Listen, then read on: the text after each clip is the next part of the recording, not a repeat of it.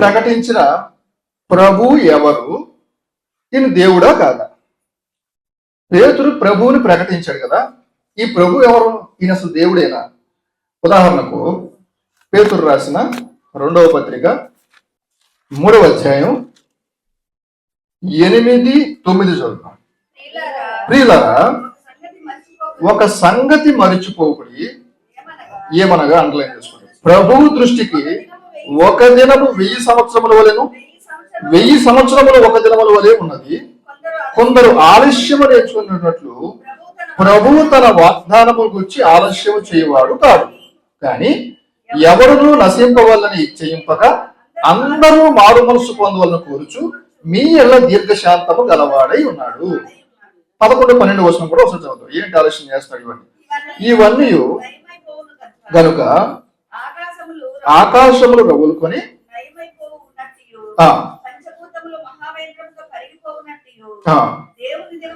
దేవుని దినపు రాకడ కొరకు కనిపెట్టుచు దానిని ఆశతో అపేక్షించుచు మీరు పరిశుద్ధమైన ప్రవర్తనతోనూ భక్తితోనూ ఎంతో జాగ్రత్త గలవారై ఉండవలెను. చాలక ఇక్కడ ప్రాముఖ్యంగా 8-9 వచనాలు మనకు ప్రాముఖ్యం.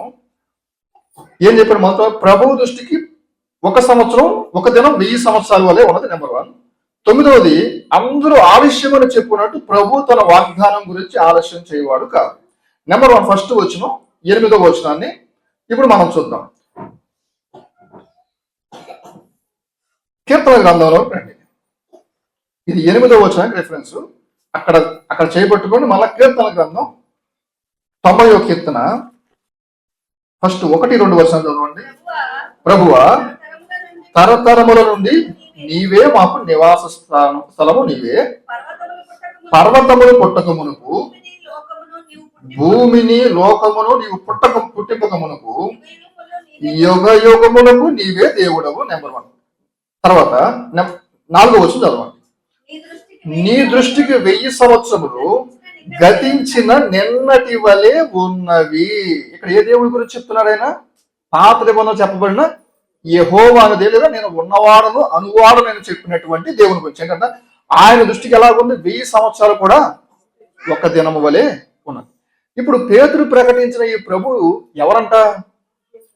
పాత నిబంధనలో మనకు కనిపిస్తున్న యెహోవా దేవుడు. ఇప్పుడు ఈ ప్రభువుకి ఎలా ఉంది? ఒక దినము 1000 సంవత్సరాలుగా ఉంది, 1000 సంవత్సరాలు ఒక దినంగా ఉంది. మరి పాత నిబంధన గ్రంథంలో ఉన్నటువంటి యెహోవా అనేటువంటి దేవుడిని ప్రకటిస్తున్న ఈ దేవునికి ఎలా ఉందంట?